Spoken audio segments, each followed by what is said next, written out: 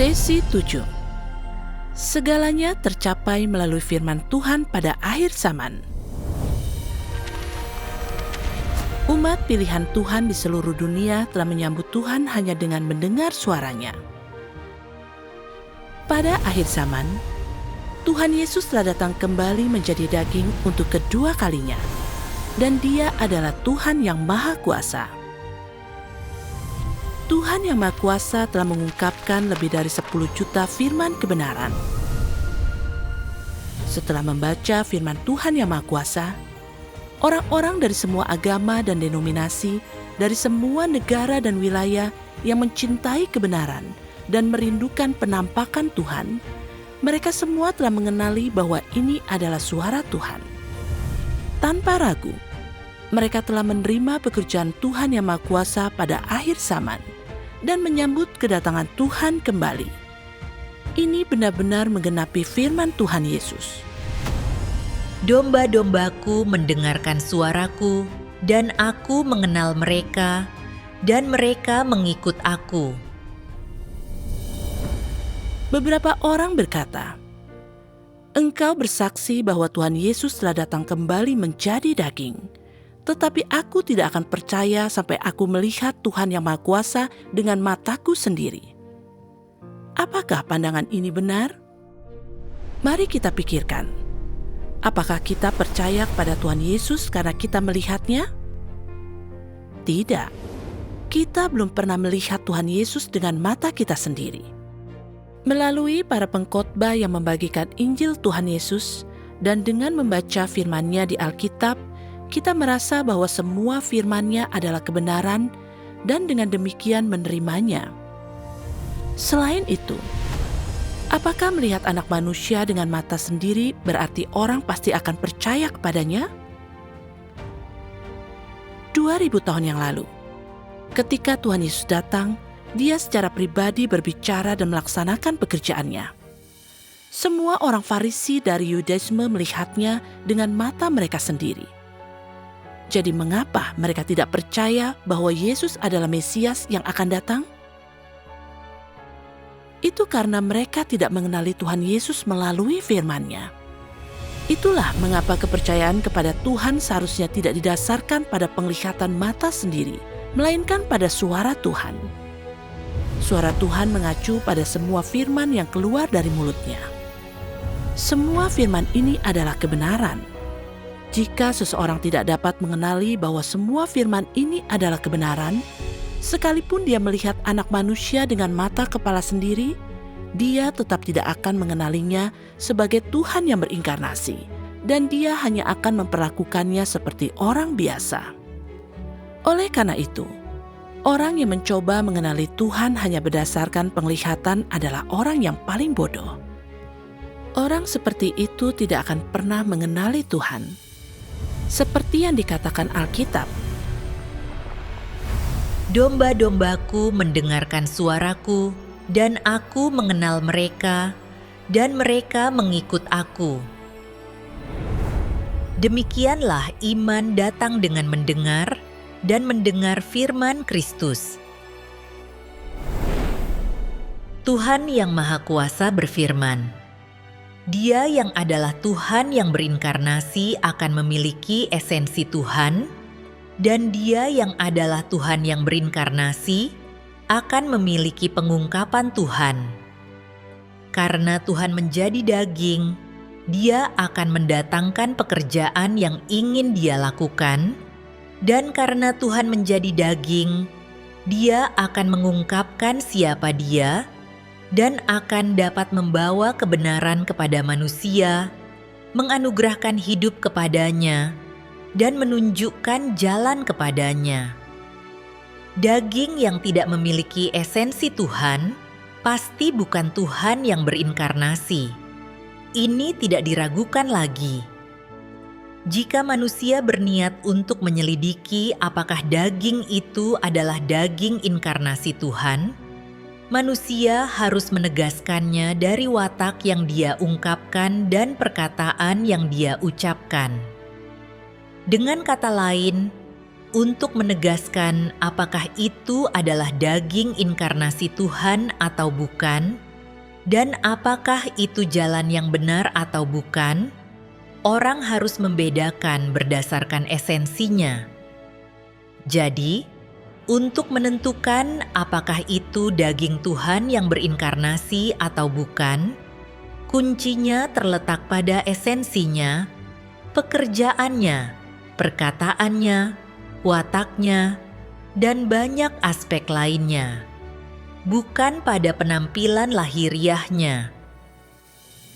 Melalui kitab suci dan firman Tuhan yang Maha Kuasa, kita memahami bahwa cara untuk memastikan kedatangan Tuhan kembali dan mengikuti Tuhan yang berinkarnasi adalah dengan mendengar suaranya dan membaca firman-Nya, bukan dengan menilai penampilan lahiriahnya. Hari ini, Tuhan sekali lagi telah menjadi daging untuk berfirman dan bekerja di bumi. Namun, jumlah orang yang dapat berinteraksi dengan dagingnya terbatas. Hanya segelintir orang. Apa yang sesungguhnya Tuhan singkapkan kepada manusia bukanlah dagingnya, melainkan firman yang Dia ungkapkan. Dengan membaca firman Tuhan, kita dapat mengenal pekerjaan Tuhan, watak Tuhan, kasih Tuhan bagi umat manusia, dan sebagainya.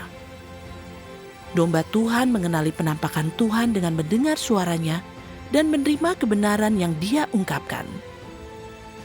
Hal ini sama halnya dengan melihat wajah Tuhan.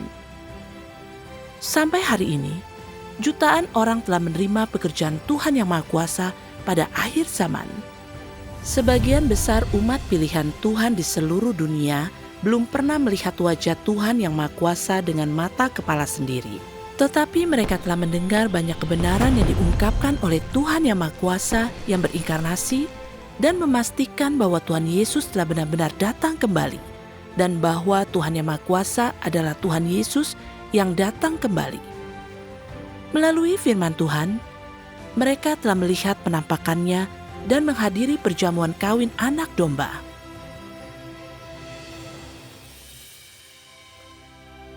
Latar belakang penampakan Kristus pada akhir zaman. Pada tahun 1991, tahun yang luar biasa di timur dunia, di Tiongkok, tempat kekuatan jahat iblis paling merajalela dan brutal dalam menentang Tuhan, muncullah cahaya fajar. Seorang anak manusia mulai berbicara di gereja-gereja rumah. Firman-Nya membuat orang-orang tercengang dan merasa hangat. Dia mengungkapkan banyak misteri penting dari Alkitab, menggemparkan seluruh gereja.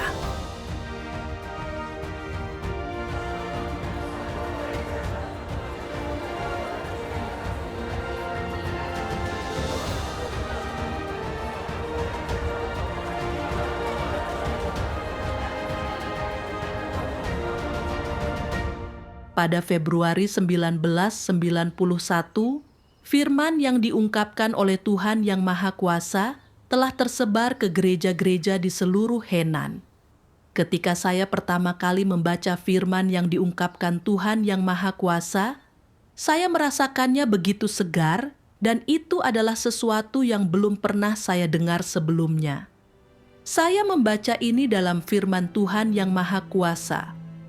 Puji-pujian telah sampai ke Sion, dan tempat kediaman Tuhan telah tampak. Nama kudus yang mulia dipuji oleh tak terhitung banyaknya suku bangsa, dan itu sedang menyebar. Ah, Tuhan yang Maha Kuasa, Kepala alam semesta, Kristus akhir zaman.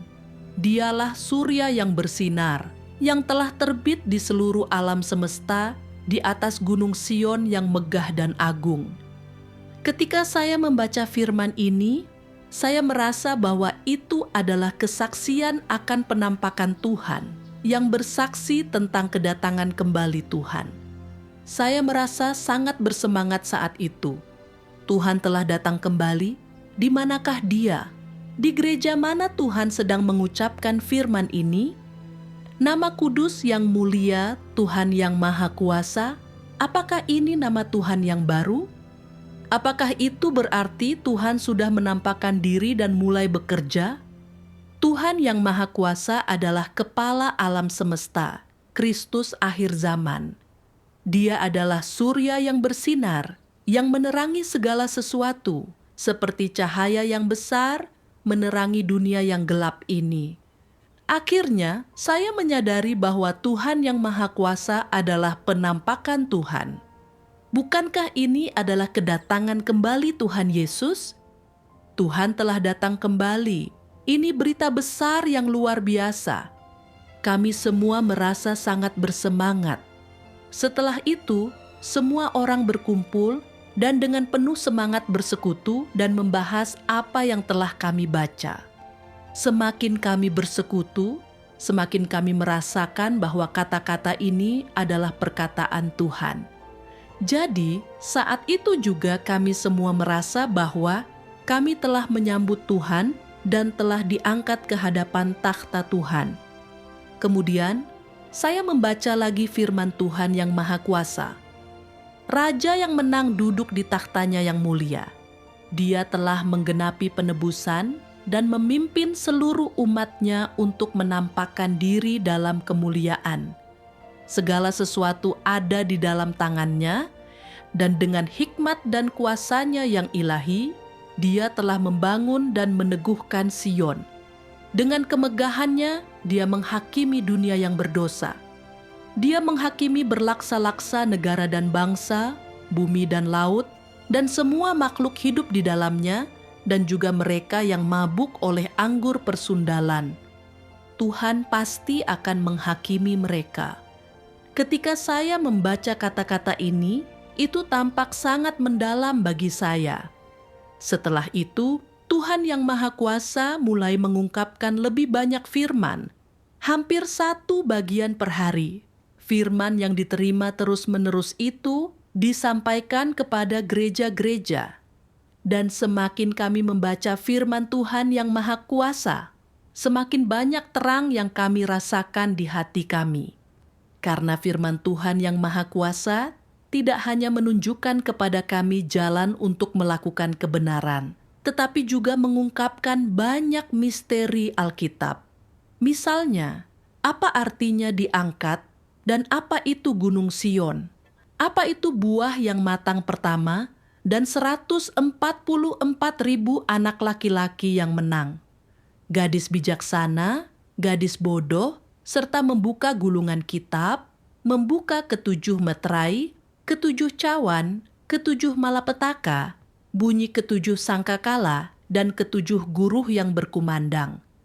Tidak seorang pun yang mampu menjelaskan semua misteri Alkitab ini, tetapi perkataan Tuhan yang Maha Kuasa menyingkapkan semuanya. Selain itu, firman Tuhan yang Maha Kuasa juga menjelaskan secara rinci tentang memasuki kehidupan. Misalnya, apa artinya mempersembahkan hati kepada Tuhan dan bersekutu dengan Tuhan, cara merenungkan firman Tuhan dan memahami kehendak Tuhan, cara melakukan kebenaran dan bersikap jujur, cara bekerja sama dalam melayani Tuhan, cara membedakan rencana curang iblis, dan sebagainya. Membaca firman Tuhan yang Maha Kuasa memberi kami jalan penerapan untuk memasuki kehidupan. Saat melakukan penerapan sesuai dengan firman ini, kami merasa hubungan kami dengan Tuhan semakin dekat. Pada saat itu, kami melihat bahwa firman Tuhan yang Maha Kuasa sama sekali berbeda dengan pencerahan yang diterima manusia dari Roh Kudus. Firman yang berasal dari pencerahan Roh Kudus hanyalah sebagian kecil dan sangat terbatas. Namun firman yang diungkapkan Tuhan yang Maha Kuasa adalah seperti mata air kehidupan yang mengalir tanpa henti. Setelah membaca firman Tuhan yang Maha Kuasa, kami merasakan bahwa itu adalah perkataan Roh Kudus, bahwa itu adalah firman Tuhan bagi umat manusia. Jadi pada saat itu, kami merasa bahwa kami telah diangkat ke hadapan takhta Tuhan. Dan setiap hari kami menikmati pemeliharaan dari air kehidupan yang mengalir dari takhta. Itu adalah perasaan yang sangat jelas. Dan meskipun kami belum melihat wajah Kristus akhir zaman, kami semua merasa bahwa Tuhan Yesus yang kami rindukan selama bertahun-tahun telah datang kembali. Setelah membaca firman Tuhan yang Maha Kuasa dan mendengarkan suara Tuhan, kami merasa seakan-akan kami berhadapan muka dengan Tuhan. Dan pada saat itu, kami semua sangat bersemangat, sangat bahagia. Pada waktu itu kami berkumpul hampir setiap hari dan kami membaca firman Tuhan yang Maha Kuasa di setiap ibadah. Setelah itu, kami merasakan sukacita dan pemeliharaan yang melimpah. Kami juga mengubah firman Tuhan yang Maha Kuasa menjadi lagu-lagu dan bernyanyi serta menari memuji Tuhan. Kami semua merasakan sukacita besar. Setiap hari ketika kami berkumpul, itu seperti merayakan tahun baru Imlek. Saat itu, kehidupan bergereja begitu hidup. Roh Kudus telah melakukan pekerjaan besar dan saudara-saudari penuh dengan iman. Meskipun kami telah percaya kepada Tuhan selama bertahun-tahun dan telah membaca Alkitab dan khotbah-khotbah Watchman Nee dan Witness Lee, dan meskipun kami sering berkumpul dan bersekutu, kami tidak memahami kebenaran tentang inkarnasi.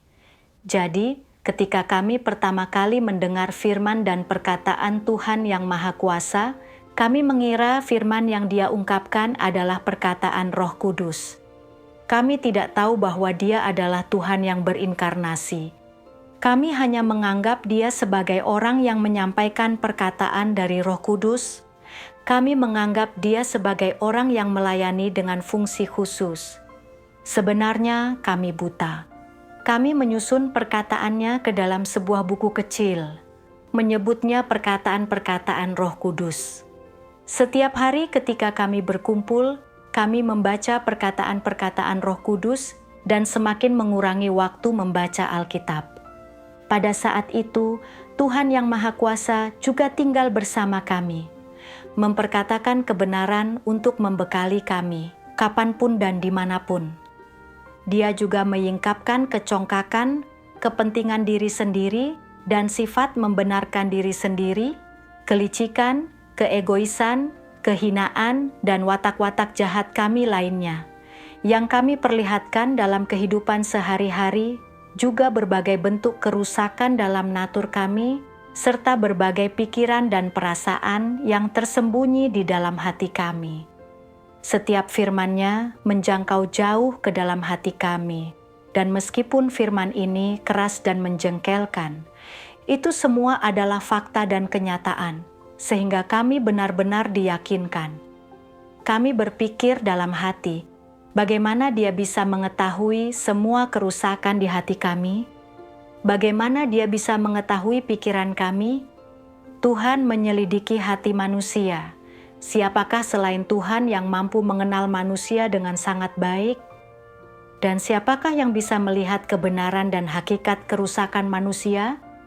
Ini membuat kami semakin yakin bahwa ini adalah suara Tuhan, bahwa itu adalah apa yang diucapkan Roh kepada gereja-gereja yang dinubuatkan dalam kitab Wahyu. Kemudian, ketika misteri inkarnasi disingkapkan oleh Tuhan yang Maha Kuasa, saya membaca ini dalam firman-Nya. Inkarnasi adalah penampakan Tuhan dalam daging. Tuhan bekerja di antara manusia ciptaannya dalam rupa daging. Jadi, karena Dia adalah inkarnasi Tuhan, pertama-tama Dia harus menjadi daging. Daging dengan kemanusiaan yang normal, ini adalah prasyarat paling mendasar. Faktanya, implikasi dari inkarnasi Tuhan adalah bahwa Tuhan hidup dan bekerja dalam daging, dan bahwa esensi Tuhan menjadi daging menjadi seorang manusia. Meskipun mereka semua memiliki kemanusiaan, manusia ciptaan tidak memiliki apapun selain kemanusiaan. Sedangkan Tuhan yang berinkarnasi berbeda. Di dalam dagingnya, Dia bukan saja memiliki kemanusiaan, melainkan yang terpenting, Dia memiliki keilahian. Kemanusiaannya dapat dilihat dalam penampakan fisik dagingnya dan dalam kehidupannya sehari-hari, tetapi keilahiannya sulit dipahami. Karena keilahiannya diungkapkan hanya ketika Dia memiliki kemanusiaan dan tidak begitu supranatural sebagaimana yang dibayangkan orang, keilahiannya sangat sulit untuk dipahami orang. Ketika kami merenungkan firman ini, kami menyadari apa artinya inkarnasi. Inkarnasi adalah Roh Tuhan yang mengenakan daging manusia. Dia memiliki kemanusiaan yang biasa, tetapi memiliki keilahian di dalam dirinya. Ketika dia mengucapkan firman Tuhan dan melakukan pekerjaan Tuhan, Roh Tuhanlah yang berbicara secara langsung, Tuhan sendirilah yang berbicara dan bekerja. Dan firman ini diungkapkan secara langsung oleh keilahiannya, membuktikan bahwa Tuhan yang berinkarnasi memiliki keilahian yang sempurna, sekaligus kemanusiaan yang biasa. Namun, betapapun normal dan nyata kemanusiaannya itu, ketika dia mengungkapkan firman, ketakutan dan kekaguman muncul di hati orang ketika mereka mendengar firman-Nya. Sungguh ini adalah perkataan Roh Kudus, itu adalah suara Tuhan. Ketika saya membaca firman Tuhan, hal yang manusia persekutukan menyampaikan wawasan dan pengalaman pribadi mereka, mengungkapkan wawasan dan pengalaman mereka berdasarkan pekerjaan Tuhan. Tanggung jawab mereka adalah mencari tahu setelah Tuhan bekerja atau berbicara, apa yang seharusnya mereka lakukan dan masuki dan kemudian menyampaikannya kepada para pengikut. Adapun perkataan manusia, meskipun itu juga melibatkan pekerjaan Roh Kudus, itu semua adalah pemahaman, pengalaman, dan pengetahuan manusia di atas dasar firman Tuhan. Meskipun itu juga sesuai dengan kebenaran, itu tidak sebanding dengan firman Tuhan. Karena manusia tidak mampu mengungkapkan kebenaran. Hanya Tuhan yang mampu mengungkapkan kebenaran dan menyingkapkan misteri, mengungkapkan watak benar Tuhan dan semua yang dimiliki Tuhan dan siapa Dia. Hanya Tuhan yang sanggup melakukan pekerjaan menghakimi manusia, menyingkapkan, menaklukkan, dan menyelamatkan mereka. Pada saat itu, kami tiba-tiba menyadari bahwa Anak manusia yang telah mengungkapkan semua kebenaran dan bekerja di antara kami ini adalah Tuhan yang berinkarnasi yang telah menampakkan diri untuk bekerja. Dan bukankah ini menggenapi nubuat Tuhan Yesus? Tuhan Yesus berfirman, "Namun ketika Dia, Roh kebenaran itu datang, Dia akan menuntun engkau sekalian ke dalam seluruh kebenaran, karena Dia tidak akan berbicara dari dirinya sendiri, tetapi Dia akan menyampaikan segala sesuatu yang telah didengarnya, dan Dia akan menunjukkan hal-hal yang akan datang kepadamu." Baru pada saat itulah kami sungguh-sungguh bersujud di hadapan Tuhan. Dalam hati, kami merasa sangat berutang budi kepada Tuhan. Kami telah sangat tidak taat. Kami merasa sangat buta karena tidak mengenali Tuhan. Karena Tuhan telah mengungkapkan begitu banyak kebenaran, telah menyingkapkan begitu banyak misteri, tetapi kami tidak mengenali Dia dan tidak bisa memperlakukan Dia sebagai Tuhan yang berinkarnasi. Kami merasa telah melakukan dosa yang keji. Pada saat itu, kami hanya bisa bersujud di hadapan Tuhan yang Maha Kuasa dengan air mata kesedihan untuk bertobat dan mengakui dosa-dosa kami. Baru pada saat itulah kami merasa sedikit lebih baik.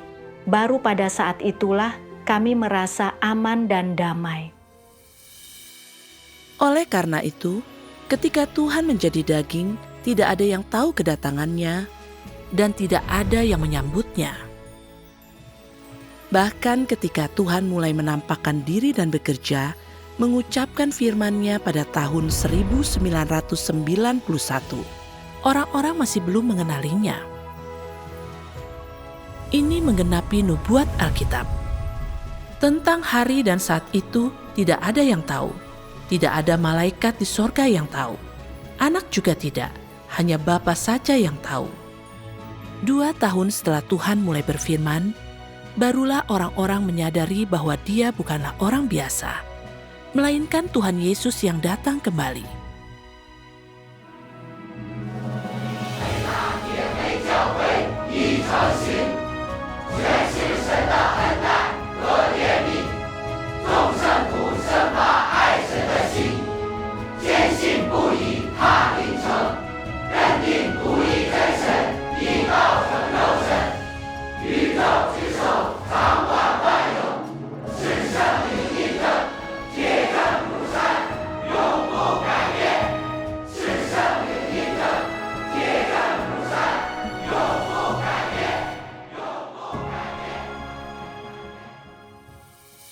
Kristus adalah Tuhan itu sendiri, tetapi Kristus tidak pernah mengumumkan identitas dan statusnya. Dia hanya hidup diam-diam di antara umat manusia, mengungkapkan kebenaran untuk memimpin dan menyediakan bagi mereka, melakukan pekerjaan penyelamatan umat manusia. Jelaslah bahwa Kristus begitu rendah hati, tersembunyi, dan sangat patut dikasihi. Tahun 1991 adalah tahun yang bersejarah. Itu adalah tahun di mana Kristus akhir zaman mulai berbicara. Itu adalah tahun yang membuka jalan bagi pekerjaan penghakiman yang dimulai dari rumah Tuhan, dan tahun di mana zaman kasih karunia berganti menjadi zaman kerajaan. Tahun itu, umat pilihan Tuhan menikmati banyak perkataan Roh Kudus masa kini, dan ini membawa terang ke hati mereka dan sangat bermanfaat bagi mereka. Mereka sungguh menikmati pekerjaan besar Roh Kudus. Mereka merasakan kedamaian dan sukacita, serta kebahagiaan dari kebebasan. Karena alasan ini, umat pilihan Tuhan menyebut tahun 1991 sebagai tahun emas. Penampakan Tuhan adalah firman yang menjadi daging. Sekarang sudah lebih dari 30 tahun sejak Tuhan Yang Maha Kuasa memulai pekerjaannya pada tahun 1991. Dia telah mengungkapkan lebih dari 10 juta firman berturut-turut, yang semuanya termaksud dalam kitab Firman Menampakkan Diri dalam Rupa Manusia. Inilah pengungkapan utama Tuhan pada akhir zaman. Karena lebih dari 10 juta firman kebenaran tidak dapat dimuat dalam satu buku, firman Tuhan Yang Maha Kuasa telah disusun menjadi 7 jilid. Jilid pertama, penampakan dan pekerjaan Tuhan. Jilid kedua, tentang mengenal Tuhan. Jilid ketiga, pembicaraan Kristus akhir zaman. Jilid keempat, menyingkapkan antikristus. Jilid kelima, tanggung jawab para pemimpin dan pekerja. Jilid keenam, tentang pengejaran akan kebenaran. Jilid ketujuh, tentang pengejaran akan kebenaran. Mari kita lihat setiap jilid satu persatu.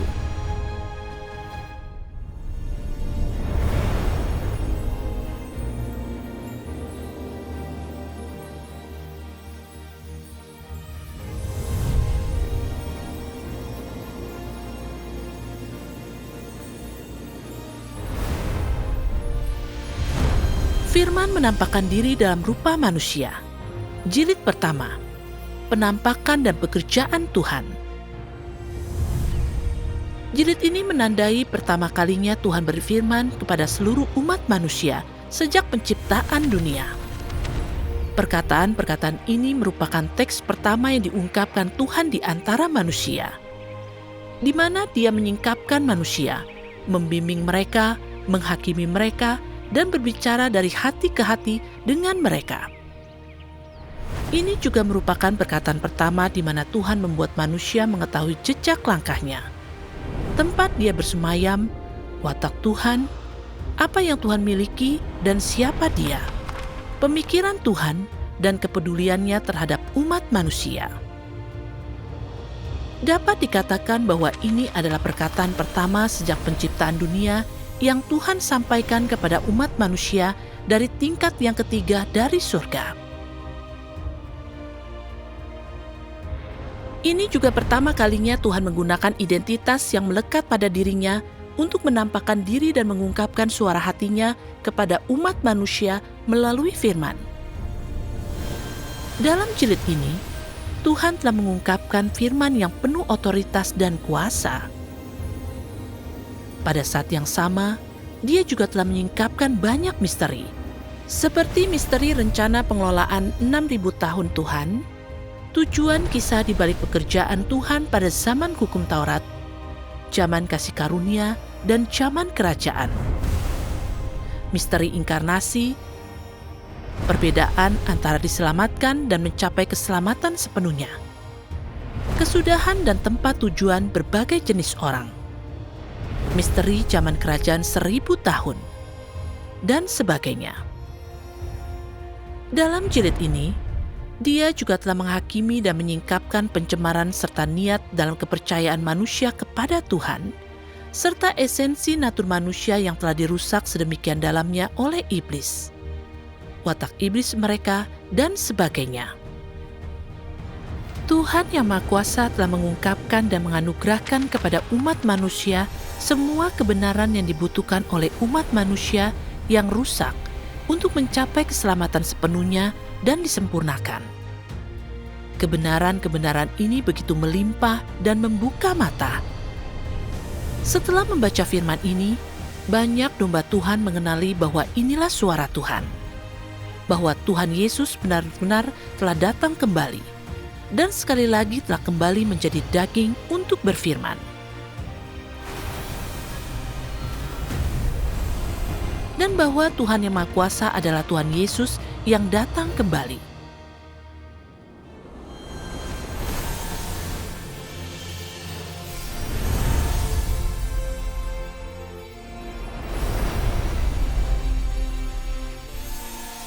Firman menampakkan diri dalam rupa manusia. Jilid kedua, tentang mengenal Tuhan. Jilid ini berisi perkataan bagi seluruh umat manusia dari Kristus akhir zaman, Tuhan yang Maha Kuasa, setelah perkataan dari jilid penampakan dan pekerjaan Tuhan. Tuhan menguraikan berbagai kebenaran seperti pekerjaan yang telah dilakukan sejak penciptaan dunia, maksud dan ekspektasinya terhadap umat manusia yang terkandung di dalamnya, dan penyingkapan tentang apa yang Tuhan miliki dan siapa Dia dari pekerjaannya, serta kebenarannya, otoritasnya, kekudusannya, dan fakta bahwa Dia adalah sumber kehidupan bagi segala sesuatu. Dulu, ketika kita membaca Alkitab, kita hanya tahu bahwa Tuhan menciptakan langit, bumi, segala sesuatu, dan umat manusia, dan bahwa Tuhan Yesus disalibkan untuk menebus umat manusia, serta fakta-fakta lain tentang pekerjaan Tuhan di masa lalu. Para pendeta hanya menjelaskan pengetahuan Alkitab, sejarah, orang, dan peristiwa kepada kita. Namun, apakah mereka tahu pemikiran dan ide Tuhan yang disingkapkan saat Dia melakukan pekerjaannya? Apakah mereka tahu watak yang Tuhan singkapkan? Contohnya, apa pemikiran Tuhan ketika Dia pertama kali menciptakan manusia? Mengapa Tuhan membuat perjanjian dengan manusia menggunakan pelangi? Mengapa Tuhan berkenan pada Nuh, Abraham, dan Ayub? Mengapa Tuhan Yesus menampakkan diri kepada manusia selama 40 hari setelah kebangkitannya, dan seterusnya? Ini adalah hal-hal yang tidak dapat diterangkan dengan jelas oleh seorang pun. Di jilid ini, Tuhan telah menyingkapkan semua kebenaran ini kepada manusia. Pada saat yang sama, jilid ini juga menyingkapkan bagaimana Tuhan berdaulat atas dunia makroskopis. Bagaimana Dia mengatur dunia mikroskopis, bagaimana Dia menjalankan kedaulatan atas dunia materi, bagaimana Dia berdaulat atas alam roh, dan bagaimana Dia mengendalikan 6 titik krusial dalam kehidupan seseorang. Setelah membaca buku ini, mereka yang benar-benar percaya kepada Tuhan akan dapat memastikan bahwa pribadi yang dapat melakukan pekerjaan ini dan menyingkapkan watak-watak ini adalah pribadi yang berdaulat atas segala sesuatu. Mereka juga dapat benar-benar mengenal identitas Tuhan, statusnya, dan esensinya, sehingga memastikan bahwa Kristus akhir zaman, Tuhan yang Maha Kuasa, adalah Tuhan itu sendiri satu-satunya.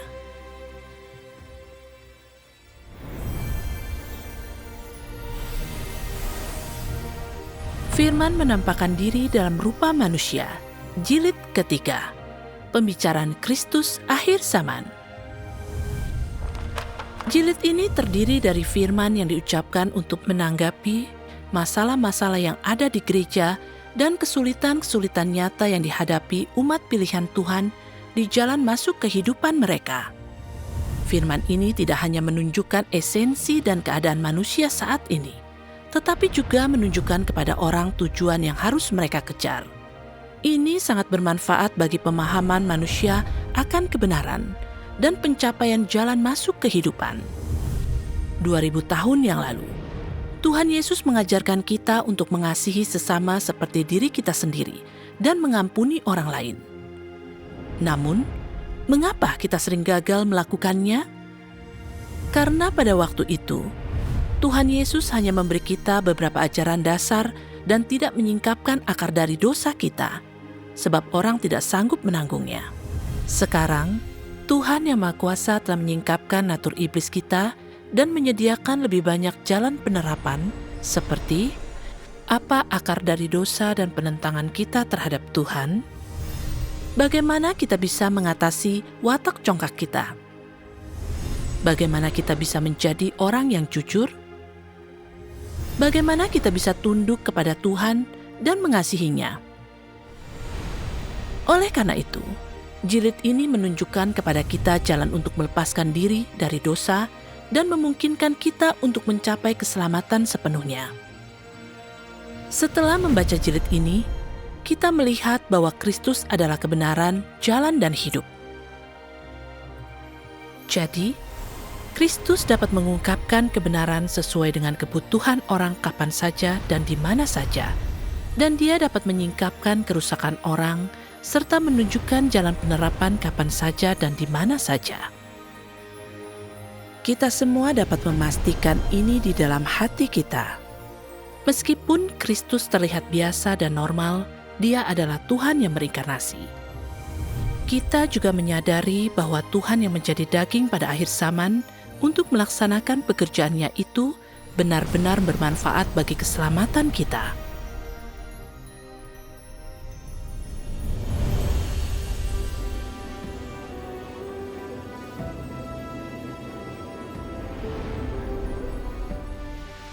Firman menampakkan diri dalam rupa manusia. Jilid keempat. Menyingkapkan antikristus. Jilid ini adalah serangkaian khotbah dan persekutuan khusus yang diberikan oleh Tuhan Yang Maha Kuasa, Kristus akhir zaman, kepada gereja-gereja.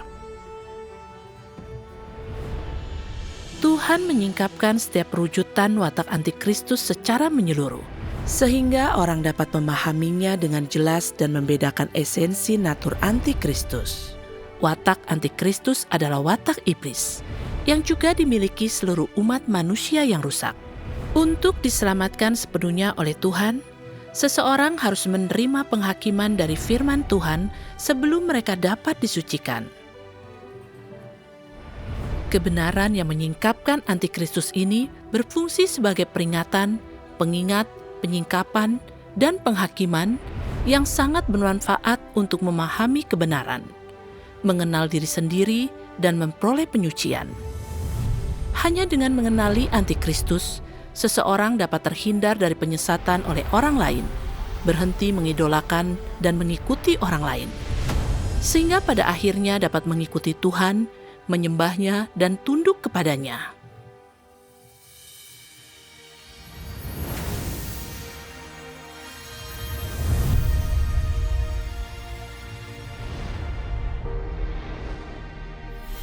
Firman menampakkan diri dalam rupa manusia. Jilid kelima. Tanggung jawab para pemimpin dan pekerja. Saudara-saudari, apakah engkau berharap suatu hari nanti dapat melayani Tuhan? Apakah engkau ingin layak dipakai Tuhan suatu hari nanti? Apakah engkau ingin menjadi pilar di rumah Tuhan?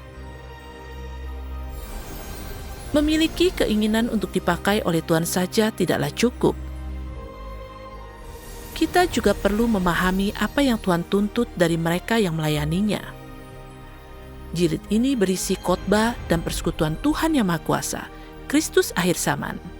Kepada gereja-gereja mengenai topik ini, Tuhan telah mempersekutukan dengan jelas tanggung jawab para pemimpin dan pekerja, serta prinsip-prinsip spesifik dan jalan penerapan untuk berbagai poin pekerjaan gereja. Dia juga telah menyingkapkan esensi dari berbagai perwujudan dan tindakan para pemimpin palsu. Ini sangat membantu orang dalam belajar mengenali para pemimpin palsu dan melakukan pekerjaan nyata, serta mencapai ketundukan kepada Tuhan dan layak untuk dipakai olehnya. Ini sangat bermanfaat bagi orang-orang untuk memahami kebenaran, mengenal diri mereka sendiri, dan melaksanakan tugas mereka sesuai dengan prinsip.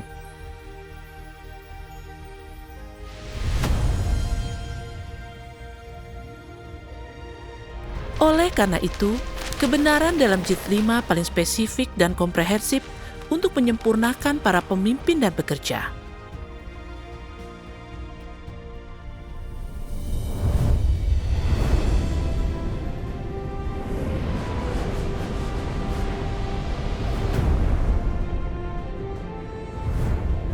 Firman menampakkan diri dalam rupa manusia, jilid ke-6 dan ke-7. Tentang pengejaran akan kebenaran.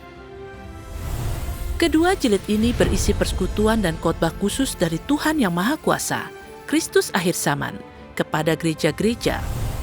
Khotbah dan persekutuan ini menerangkan dengan jelas dan gamblang apa artinya mengejar kebenaran dan apa makna dari mengejar kebenaran, menyingkapkan berbagai kesalahpahaman dan pemahaman manusia yang menyimpang tentang pengejaran kebenaran, serta menyingkapkan berbagai pemikiran, pandangan, dan emosi negatif manusia yang keliru, sekaligus menelaah dan membedakannya. Selain itu, khotbah dan persekutuan ini menunjukkan kepada manusia jalan untuk mengejar kebenaran dan masuk ke dalam kenyataan. Kebenaran-kebenaran ini sangat penting bagi orang yang mengejar kebenaran untuk mencapai keselamatan sepenuhnya. Setelah membaca kedua jilid ini, engkau akan dapat membedakan antara hal-hal yang positif dan negatif, mengenali apa itu prinsip-prinsip kebenaran dan apa itu falsafah iblis. Engkau tidak akan lagi hidup menurut falsafah iblis, tetapi secara bertahap akan hidup menurut firman Tuhan, benar-benar membiarkannya menjadi hidupmu, dan hidup dalam keserupaan dengan manusia sejati. Karena kita tidak memiliki kebenaran, masih banyak kesulitan dalam hidup kita yang tidak kita ketahui cara mengatasi. Misalnya, ketika masalah muncul dalam pernikahan, bagaimana seharusnya kita menyelesaikannya?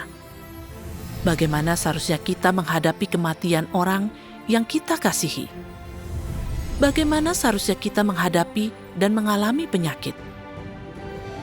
Setelah membaca kedua jilid ini, engkau akan menemukan semua jawabannya. Engkau juga akan benar-benar merasakan bahwa kebenaran dapat membebaskan kita, memungkinkan kita untuk lepas dari belenggu watak iblis, dan bahwa firman Tuhan memanglah jalan ke depan. Oleh karena itu, kedua jilid ini menyempurnakan semua orang yang mencintai kebenaran, memungkinkan mereka untuk memperoleh kebenaran dan mencapai keselamatan sepenuhnya. Ketujuh jilid firman menampakkan diri dalam rupa manusia, menggambarkan langkah-langkah pekerjaan Tuhan. Ini adalah proses yang harus dilalui orang untuk memperoleh kebenaran saat Tuhan menuntun mereka selangkah demi selangkah, dan tidak ada satu langkah pun yang dapat dilewatkan. Firman ini jauh melebihi jumlah firman yang diucapkan oleh Tuhan pada zaman hukum Taurat dan zaman kasih karunia. Perjanjian Lama dan Baru di Alkitab secara keseluruhan berisi sekitar 800.000 kata. Sedangkan firman yang diungkapkan oleh Tuhan Yang Maha Kuasa pada akhir zaman sudah mencapai lebih dari 10 juta kata. Ketujuh jilid ini secara tepat menggenapi nubuat. Masih ada banyak hal lain yang harus kukatakan kepadamu, tetapi engkau tidak dapat menanggungnya saat ini. Namun, ketika Dia, Roh kebenaran itu, datang, Dia akan menuntun engkau sekalian ke dalam seluruh kebenaran.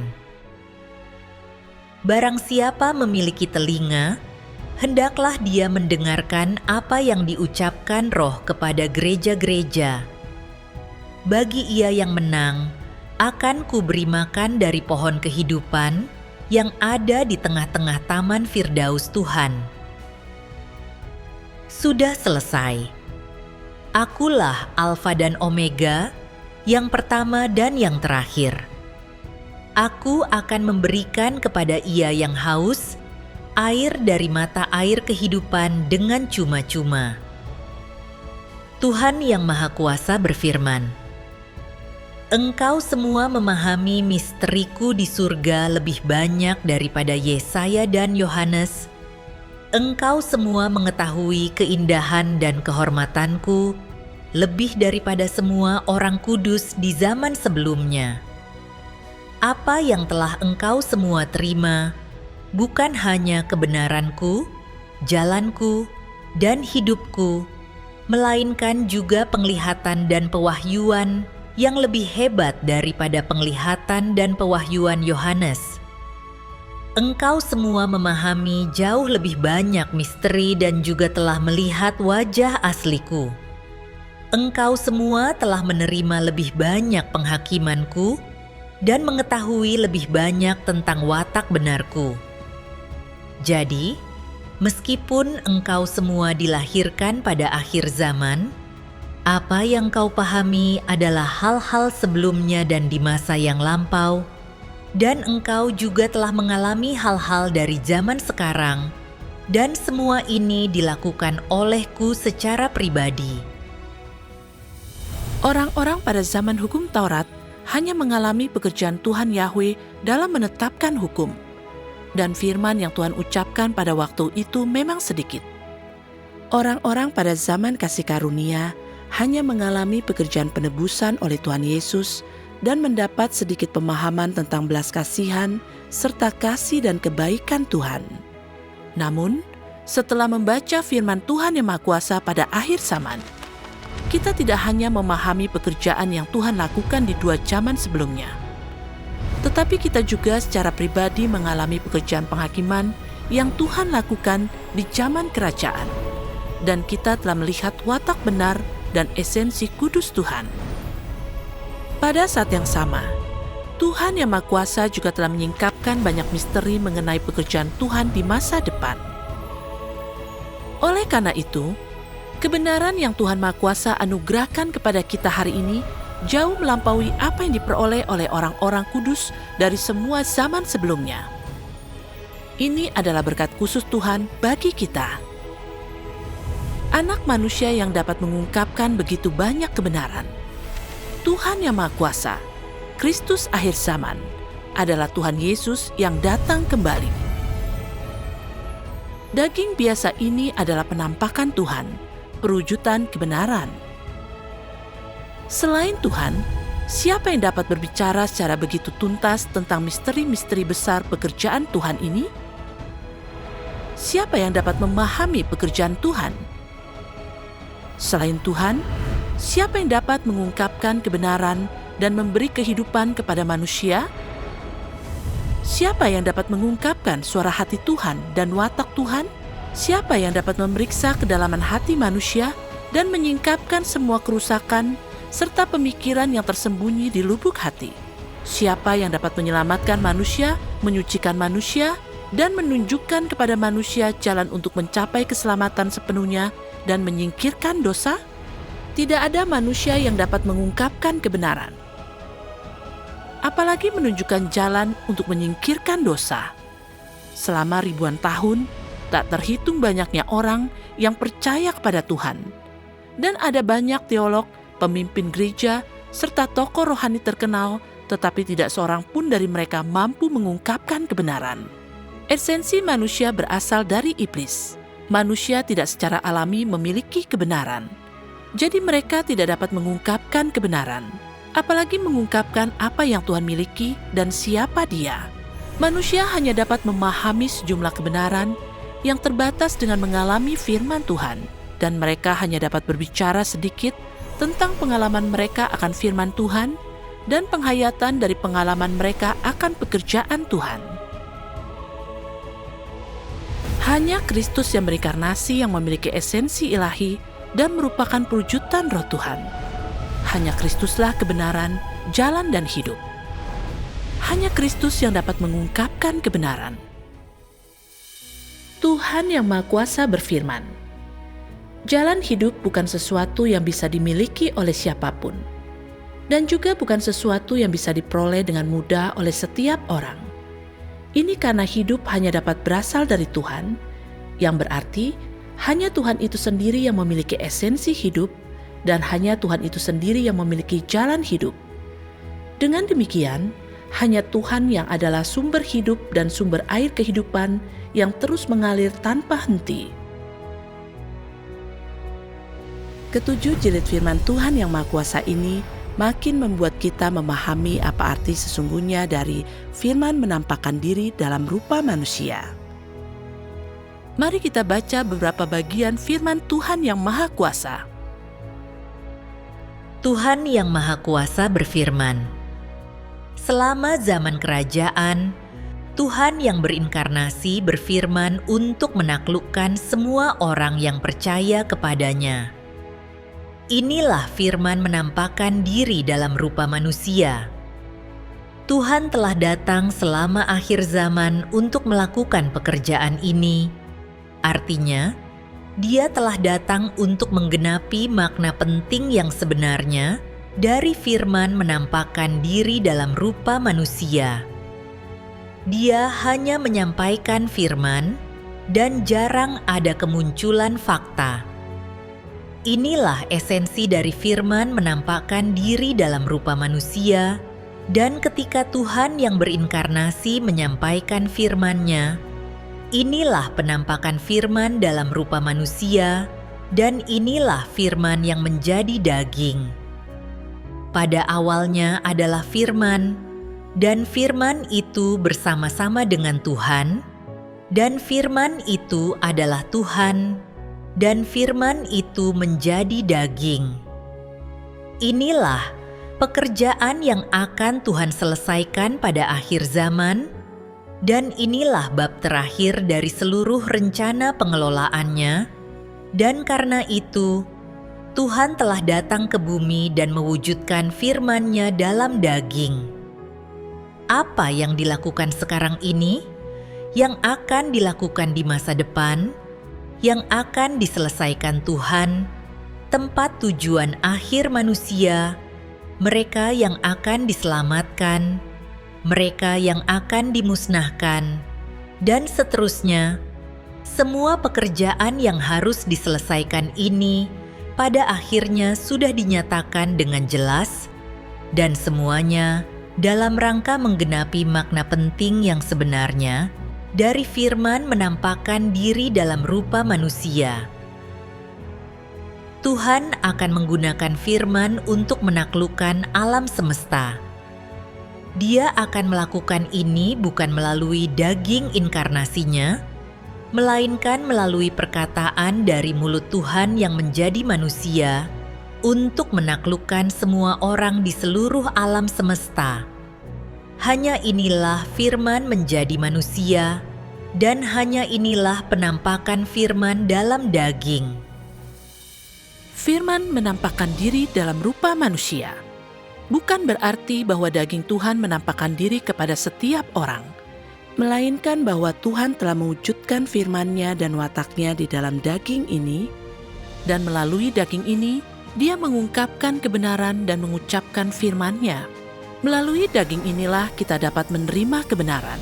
Dengan membaca firman ini, kita dapat melihat penampakan dan watak Tuhan. Dalam hidup mereka, banyak orang belum pernah melihat Tuhan secara langsung, tetapi karena mereka telah membaca firman Tuhan yang Maha Kuasa, mereka percaya bahwa Tuhan Yesus telah datang kembali. Ini justru karena mereka telah melihat fakta bahwa firman menampakkan diri dalam rupa manusia. Tuhan yang Maha Kuasa telah mengungkapkan puluhan juta firman kebenaran yang mencakup semua aspek kebenaran. Semua orang yang memiliki kemampuan memahami setelah membaca kebenaran yang melimpah ini telah melihat penampakan Tuhan dan pekerjaan Tuhan. Pada saat ini, mereka bertatap muka dengan Tuhan itu sendiri.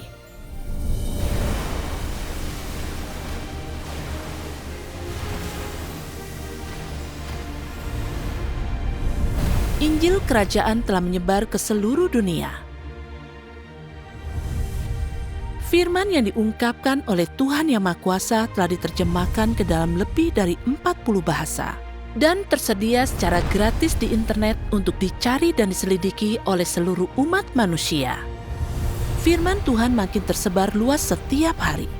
Orang-orang dari setiap bangsa dan wilayah yang merindukan kebenaran telah mendengar firman Tuhan yang Maha Kuasa, mengenalinya sebagai suara Tuhan, dan menjadi sangat percaya bahwa Tuhan yang Maha Kuasa adalah Tuhan Yesus yang datang kembali.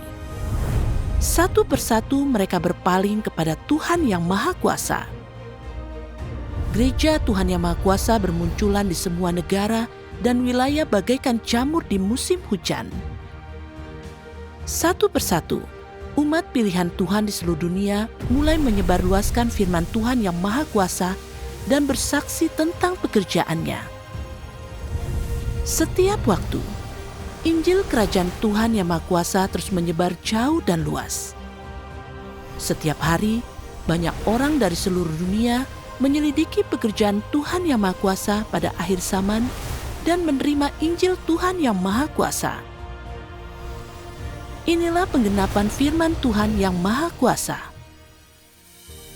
Tuhan yang Maha Kuasa berfirman, firman Tuhan akan menyebar di antara tak terhitung banyaknya keluarga, akan menjadi dikenal oleh semua orang, dan baru setelah itulah pekerjaannya akan menyebar ke seluruh alam semesta. Dengan kata lain, agar pekerjaan Tuhan tersebar ke seluruh alam semesta, firman-Nya harus disebarluaskan. Pada hari kemuliaan Tuhan, firman Tuhan akan menunjukkan kuasa dan otoritasnya. Setiap perkataan Tuhan sejak dahulu kala sampai saat ini akan digenapi dan menjadi kenyataan. Dengan cara ini, akan ada kemuliaan bagi Tuhan di bumi. Artinya, firman-Nya akan memerintah di bumi. Semua orang jahat akan dihajar oleh firman yang keluar dari mulut Tuhan. Semua orang benar akan diberkati oleh firman yang keluar dari mulut-Nya, dan segala sesuatu akan ditegakkan dan disempurnakan oleh firman yang diucapkan dari mulut-Nya. Dia juga tidak akan menunjukkan tanda atau mukjizat. Segala sesuatu akan digenapi oleh firman-Nya, dan firman-Nya akan menghasilkan kenyataan. Semua orang di bumi akan merayakan firman Tuhan, baik orang dewasa, anak-anak, laki-laki, perempuan, tua, maupun muda, semuanya akan menyerah di bawah firman Tuhan. Firman Tuhan menampakkan diri dalam daging yang memungkinkan manusia untuk melihatnya di bumi dengan jelas dan nyata. Inilah arti firman menjadi manusia. Injil Kerajaan Tuhan yang Maha Kuasa telah menyebar secepat kilat. Hanya dalam waktu 30 tahun, Injil itu telah menyebar ke seluruh dunia. Ini menggenapi nubuat Tuhan Yesus. Sama seperti kilat datang dari arah timur dan bersinar ke arah barat, demikianlah kedatangan Anak Manusia kelak. Matius 24 ayat 27. Tuhan yang Maha Kuasa mencapai semua ini bukan dengan menunjukkan mujizat atau keajaiban, tetapi sepenuhnya melalui firman-Nya. Bukankah ini pekerjaan Tuhan? Siapa di antara manusia yang dapat mencapai hal seperti itu? Ini adalah bukti yang tak terbantahkan dari pekerjaan Roh Kudus, yang sepenuhnya menegaskan bahwa Tuhan yang Maha Kuasa adalah Tuhan Yesus yang datang kembali. Ini adalah fakta yang tidak dapat disangkal oleh siapapun. Tuhan adalah sumber kebenaran. Beberapa orang berkata, semua firman Tuhan ada di dalam Alkitab. Tuhan tidak mungkin mengucapkan firman yang baru. Firman Tuhan yang Maha Kuasa tidak ada di dalam Alkitab. Dan firman yang tidak ada di dalam Alkitab bukanlah firman Tuhan. Apakah engkau setuju? Beberapa orang berpikir bahwa firman Tuhan yang Maha Kuasa tidak mungkin firman Tuhan hanya karena tidak tercatat di dalam Alkitab. Dan karena itu, mereka tak mau menerima Tuhan yang Maha Kuasa.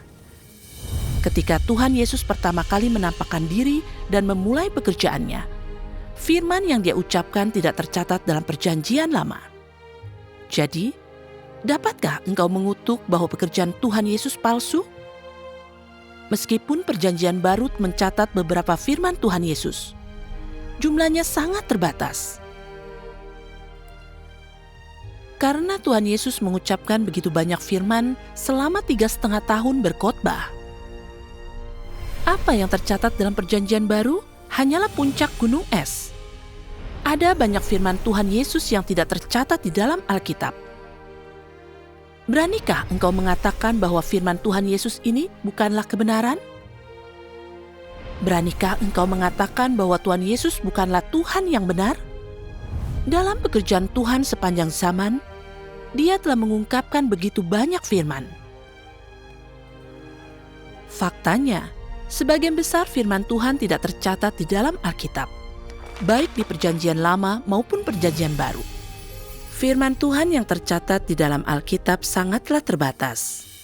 Dengan demikian, kepercayaan yang dipegang oleh dunia agamawi bahwa hanya yang tercatat di dalam Alkitab yang merupakan firman Tuhan dan yang tidak tercatat dalam Alkitab bukanlah firman Tuhan, sangatlah tidak masuk akal dan sama sekali tidak sesuai dengan fakta.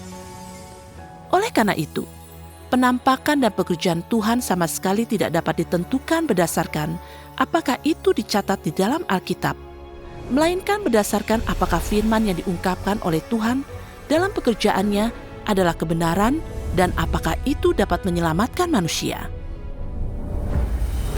Beberapa orang berkata, Alkitab adalah satu-satunya otoritas dan Tuhan tidak mungkin mengungkapkan firman baru pada akhir zaman. Namun, apakah pandangan ini memang benar? Apakah Tuhan Yesus pernah mengatakan ini? Apakah Roh Kudus pernah bersaksi tentang ini? Jelas tidak. Karena Tuhan tidak pernah mengatakan hal seperti itu. Pandangan ini jelas berasal dari gagasan dan imajinasi manusia. Dalam iman seseorang kepada Tuhan, segala sesuatu harus didasarkan pada firman Tuhan. Tuhan Yesus dengan jelas bernubuat, "Masih ada banyak hal lain yang harus kukatakan kepadamu, tetapi engkau tidak dapat menanggungnya saat ini. Namun, ketika Dia, Roh kebenaran itu datang, Dia akan menuntun engkau sekalian ke dalam seluruh kebenaran." Kitab Wahyu juga bernubuat, "Dan aku melihat di tangan kanan Dia yang duduk di tahta, ada sebuah kitab yang ditulis sisi dalam dan sisi belakangnya, dan dimatrai dengan 7 matrai, dan tidak ada manusia di sorga atau di bumi maupun di bawah bumi yang bisa membuka kitab itu atau melihat ke dalamnya." Lalu salah seorang dari tua-tua itu berkata kepadaku, "Jangan menangis, lihatlah, singa dari suku Yehuda tunas Daud telah menang sehingga ia dapat membuka kitab itu dan melepaskan ke-7 matrainya." Banyak hal, seluruh kebenaran, dan gulungan kitab yang dimatraikan dalam nubuat-nubuat ini mengacu pada firman baru yang diucapkan oleh Tuhan pada akhir zaman. Jadi, bagaimana mungkin semua itu dituliskan ke dalam Alkitab sebelumnya? Faktanya, firman yang diungkapkan oleh Tuhan Yang Maha Kuasa dalam firman menampakkan diri dalam rupa manusia adalah penggenapan dari nubuat-nubuat ini. Mari kita baca satu bagian lagi dari firman Tuhan Yang Maha Kuasa.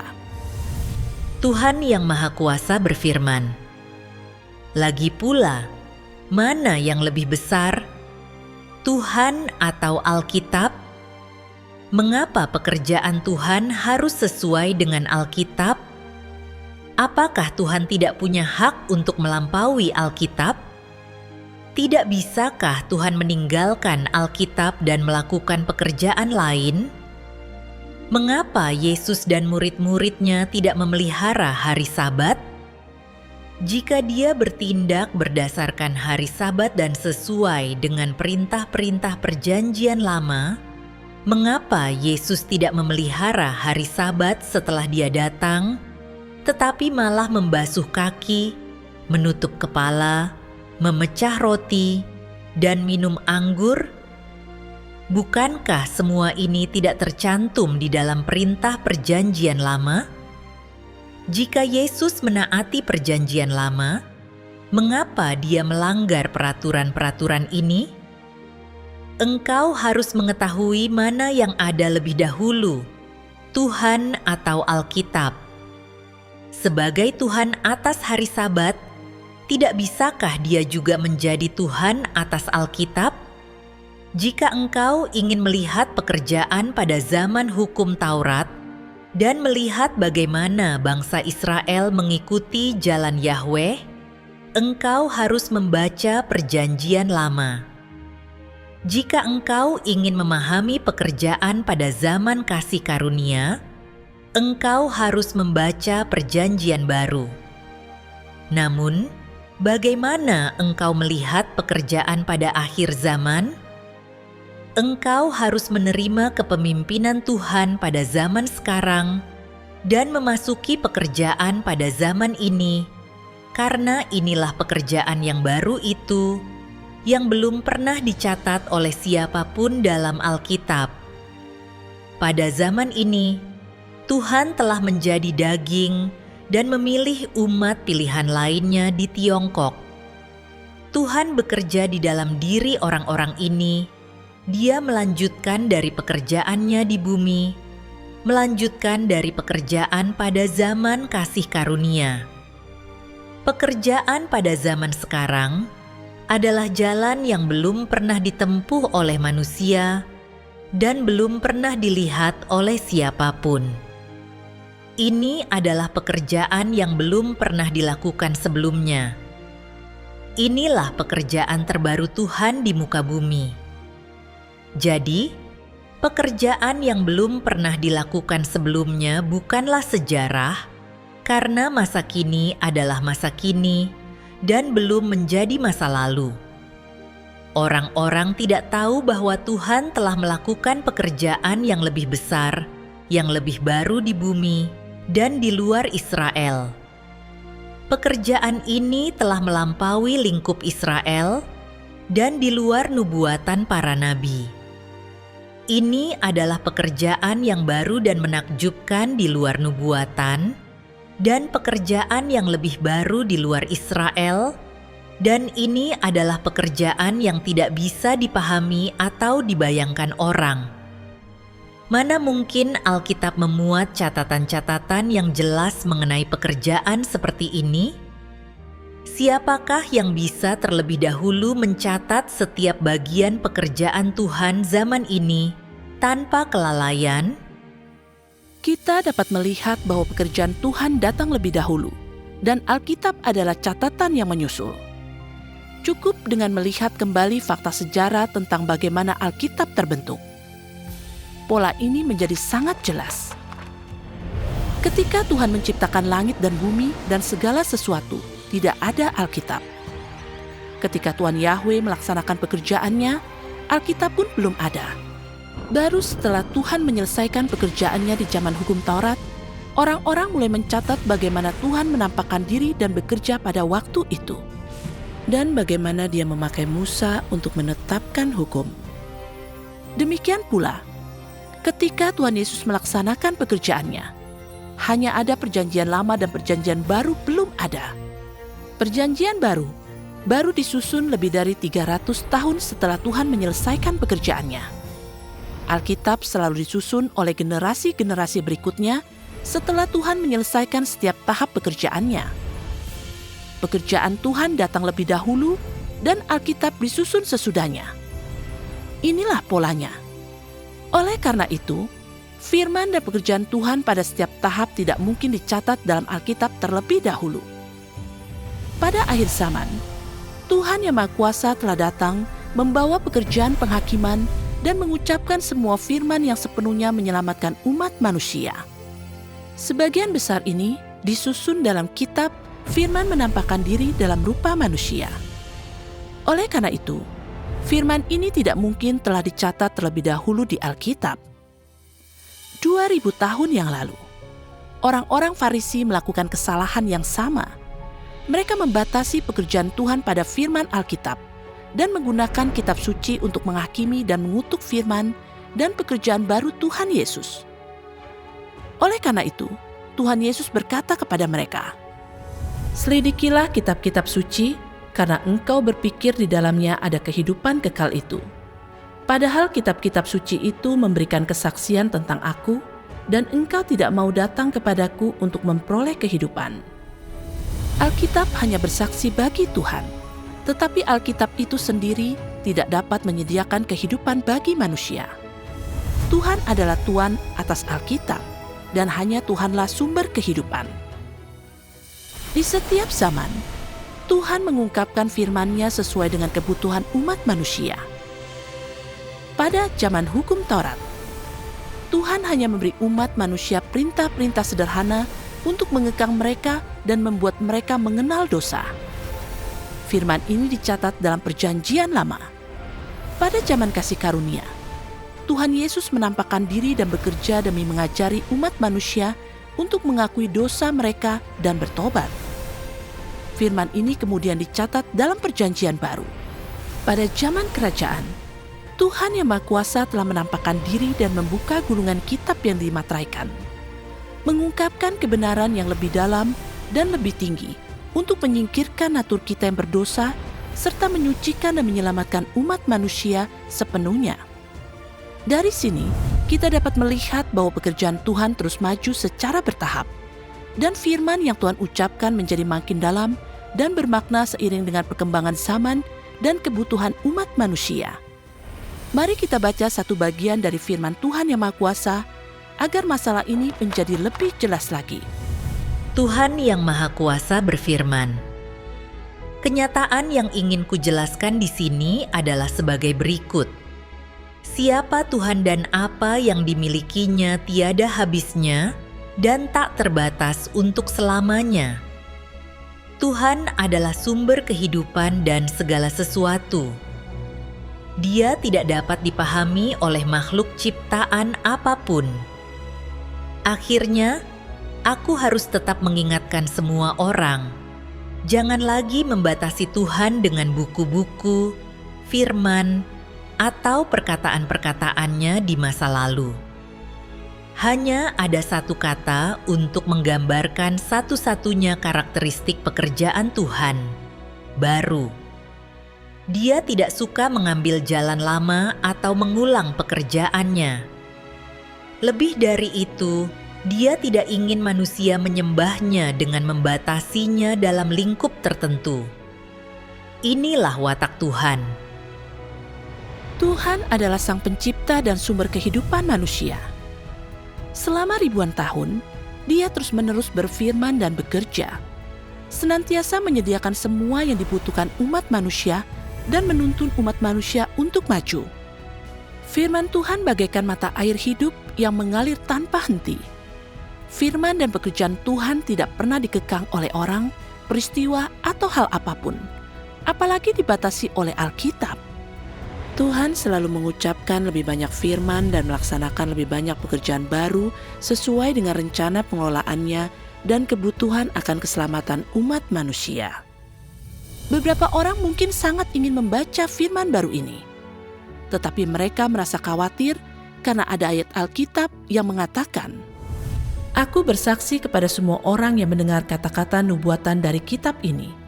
Jika ada orang yang menambahinya, Tuhan akan menambahkan kepadanya wabah yang tertulis di kitab ini." Apakah gulungan kitab yang dimateraikan itu menambahi Alkitab? Akankah kita tertimpa bencana jika membacanya? Saudara-saudari, pada waktu itu Yohanes berkata, jika ada orang yang menambahkan sesuatu pada nubuat ini, bukan jika ada orang yang menambahkan pada Alkitab.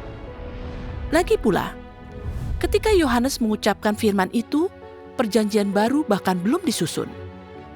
Kitab Wahyu dicatat oleh Yohanes sekitar tahun 90 Masehi. Setelah dia mendapat penglihatan di Pulau Patmos. Dan perjanjian itu baru disusun lebih dari 300 tahun setelah Kristus menyelesaikan pekerjaannya. Jadi, kitab ini yang Yohanes maksudkan jelas adalah kitab Wahyu, bukan seluruh Alkitab. Oleh karena itu, frasa "jangan menambahi" bukan berarti Tuhan tidak akan pernah mengucapkan firman baru atau melaksanakan pekerjaan baru lagi. melainkan memperingatkan orang-orang untuk tidak menambahkan apapun pada nubuat-nubuat ini atau mengubahnya. Pekerjaan dan firman Tuhan yang Maha Kuasa pada akhir zaman bukanlah penambahan pada nubuat-nubuat dalam kitab Wahyu. Ini adalah penggenapan dari nubuat-nubuat tersebut. Mari kita lihat Wahyu 2 ayat 17. Barang siapa memiliki telinga, hendaklah dia mendengarkan apa yang diucapkan Roh kepada gereja-gereja. Kepada dia yang menang, aku akan membiarkannya makan mana yang tersembunyi. Apa yang diucapkan Roh kepada gereja-gereja dan mana yang tersembunyi? Jelas mengacu pada firman yang diungkapkan Tuhan Yang Maha Kuasa pada akhir zaman. Firman menampakkan diri dalam rupa manusia. Tepatnya merupakan penggenapan dari gulungan kitab yang dimateraikan yang dinubuatkan dalam kitab Wahyu. Terlebih lagi, perintah, jangan menambahi, ditujukan kepada umat manusia bukan kepada Tuhan. Tuhan adalah Sang Pencipta, dan firman serta pekerjaannya tidak dikekang oleh orang, peristiwa, atau hal apapun. Oleh karena itu, kita tidak boleh menggunakan ayat ini untuk membatasi Tuhan. Konsekuensi dari tidak menerima firman baru Tuhan. Jika orang hanya berpegang teguh pada Alkitab dan tidak mau menerima firman baru yang diucapkan oleh Tuhan Yang Maha Kuasa pada akhir zaman, dapatkah orang-orang seperti itu diperkenan oleh Tuhan? Dapatkah mereka masuk ke dalam kerajaan sorga? Mari kita baca satu bagian lain dari firman Tuhan Yang Maha Kuasa. Tuhan Yang Maha Kuasa berfirman, Kristus akhir zaman membawa hidup dan membawa jalan kebenaran yang abadi dan tidak berkesudahan. Kebenaran ini adalah jalan yang memungkinkan manusia memperoleh hidup dan satu-satunya jalan untuk manusia mengenal Tuhan dan mendapatkan perkenanannya. Apabila engkau tidak mencari jalan hidup yang disediakan Kristus akhir zaman, engkau tidak akan pernah memperoleh perkenanan Yesus dan tidak akan pernah memenuhi syarat untuk memasuki gerbang kerajaan surga, karena engkau adalah boneka dan tawanan sejarah. Mereka yang dikendalikan oleh peraturan-peraturan, oleh kata-kata, dan belenggu sejarah, tidak akan pernah bisa memperoleh hidup maupun mendapatkan jalan hidup yang kekal. Ini karena satu-satunya yang mereka miliki hanyalah air keruh yang telah dipertahankan selama ribuan tahun dan bukan air kehidupan yang mengalir dari takhta. Mereka yang tidak dibekali dengan air kehidupan akan selamanya tetap mayat, mainan iblis, dan anak-anak neraka. Lalu, bagaimana mereka bisa melihat Tuhan? Engkau hanya mencoba berpegang pada masa lalu, tetap bergeming, dan mempertahankan segala sesuatunya apa adanya, serta tidak mencoba untuk mengubah status quo dan menyingkirkan sejarah. Jadi bukankah engkau akan selalu bersikap antagonis terhadap Tuhan? Langkah-langkah pekerjaan Tuhan sangat luas dan dahsyat, seperti ombak yang bergelora dan guruh yang menderu. Tetapi engkau hanya duduk pasif dan menunggu kehancuran, mempertahankan kebodohanmu dan tidak melakukan apapun. Dengan cara seperti ini, bagaimana engkau bisa dianggap sebagai seorang yang mengikut jejak langkah anak domba? Bagaimana engkau bisa membuktikan bahwa Tuhan yang engkau pegang teguh sebagai Tuhan yang selalu baru dan tidak pernah usang? Bagaimana kata-kata dalam buku-bukumu yang sudah menguning bisa mengantarkanmu ke zaman baru? Bagaimana kata-kata itu bisa menuntunmu mencari langkah-langkah pekerjaan Tuhan? Bagaimana kata-kata itu bisa membawamu ke surga? Yang engkau pegang di tanganmu adalah kata-kata yang hanya bisa memberikan penghiburan sementara, bukan kebenaran yang bisa memberimu hidup. Kata-kata dalam kitab suci yang kau baca hanya bisa memperkaya lidahmu, bukan kata-kata falsafah yang bisa membantumu memahami hidup manusia, apalagi jalan yang bisa menuntunmu menuju kesempurnaan.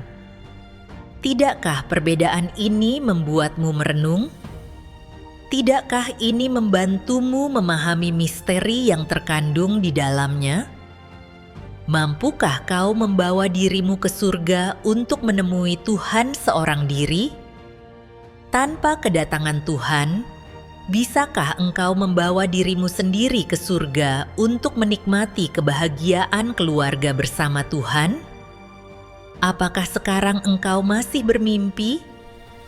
Jika demikian, aku menyarankan agar engkau berhenti bermimpi dan menyaksikan siapa yang sedang bekerja sekarang.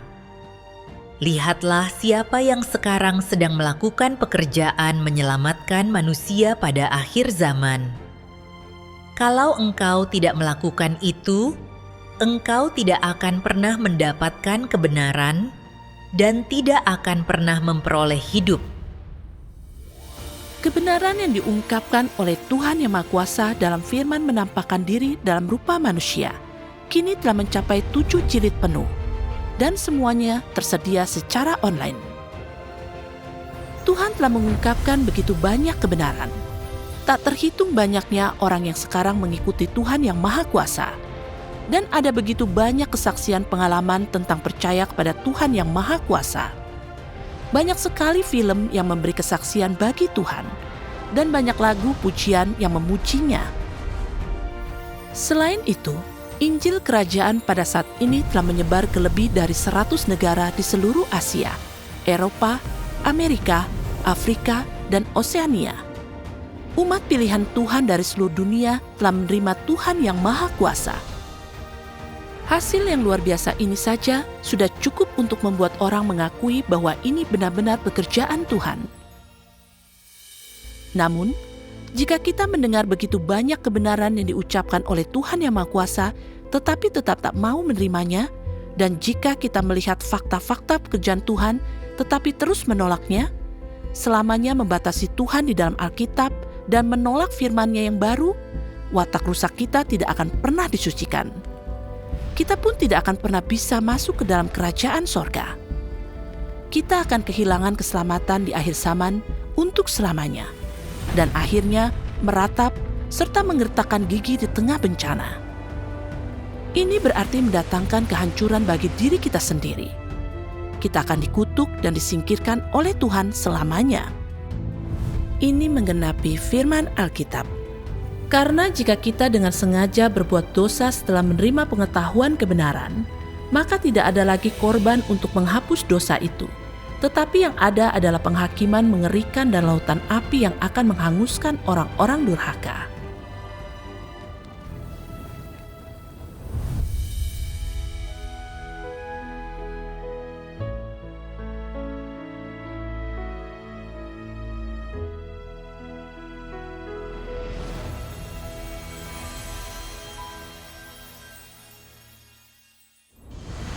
Dua 2000 tahun yang lalu, Tuhan Yesus berjanji, "Lihatlah, aku segera datang." Dia juga bernubuat, karena bangsa akan bangkit melawan bangsa, dan kerajaan melawan kerajaan, dan akan ada kelaparan, wabah, dan gempa bumi di berbagai tempat. Sekarang, setelah 2000 tahun kerinduan dan penantian, tanda-tanda akhir zaman telah muncul dan dunia mendekati babak akhirnya. Di seluruh dunia, malapetaka sedang terjadi di mana-mana dan semakin dahsyat. Gempa bumi melanda tanpa peringatan, kekeringan membuat tanah retak, banjir menghanyutkan rumah dan kehidupan, dan kebakaran hutan yang dahsyat mengubah hutan dan kota menjadi abu. Sementara itu, wabah penyakit telah berlangsung selama bertahun-tahun, dan peperangan terus-menerus pecah dan meningkat. Ini adalah waktu yang sangat krusial bagi Tuhan untuk datang. Apakah engkau siap menyambut kedatangannya kembali? Apakah engkau ingin menjadi gadis-gadis yang bijaksana yang siap sedia menyambut mempelai laki-laki? Tuhan Yesus berfirman, "Domba-dombaku mendengarkan suaraku." Apakah engkau ingin belajar cara mengenali suara Tuhan dan tidak melewatkan kedatangannya kembali? Apakah engkau ingin memiliki hikmat untuk membedakan Kristus yang benar dari yang palsu? Ketika Tuhan datang, kita semua ingin masuk ke dalam kerajaan Tuhan. Namun, apa sajakah syarat untuk masuk ke dalam kerajaan Tuhan? Alkitab menubuatkan lebih dari 200 kali tentang penghakiman yang menanti kita masing-masing. Bagaimana Tuhan akan menghakimi orang-orang percaya dan orang-orang yang tidak percaya? Apa hubungan antara penghakiman dan tujuan akhir kita? Sejak awal hingga sekarang, Tuhan telah berperang melawan iblis untuk menyelamatkan umat manusia selangkah demi selangkah dari dosa. Pernahkah ada yang memberitahumu bahwa Tuhan memiliki rencana pengelolaan 6.000 tahun untuk menyelamatkan umat manusia? Bagaimana Tuhan akan menyelesaikan rencana pengelolaannya dan membawa kita ke tempat tujuan yang indah? Ini bukan sekedar pelajaran Alkitab biasa.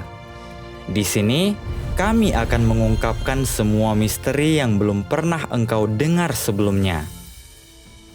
Di sini, engkau akan belajar lebih banyak kebenaran daripada yang pernah diajarkan di gereja. Di sini, engkau akan menemukan perlindungan selama malapetaka besar. Di sini, engkau akan mengetahui bagaimana Tuhan akan mewujudkan kerajaannya di bumi. Hari Tuhan sudah dekat. Di saat-saat seperti ini, keraguan bisa berakibat fatal. Tidak ada yang menyangka bahwa kemarin adalah hari terakhir mereka. Sungguh menyedihkan melihat banyak orang yang memiliki rencana untuk hari esok yang tidak pernah terwujud. Tak terhitung banyaknya orang yang telah kehilangan nyawa sebelum mereka sempat mencari kebenaran.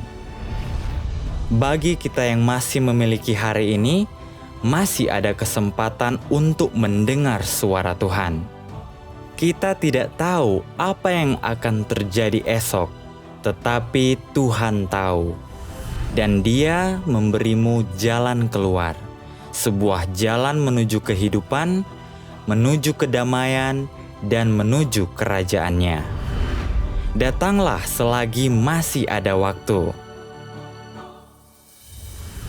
Pelajaran Alkitab gratis kami diadakan online setiap hari pada pukul 19.30 waktu Indonesia Barat, 20.30 waktu Indonesia Tengah, 21.30 waktu Indonesia Timur. Tersedia di semua platform online, termasuk Facebook Messenger, WhatsApp, Google Meet, dan lain-lain. Atau hubungi kami di 62813 2496 9600 untuk mengetahui lebih detail.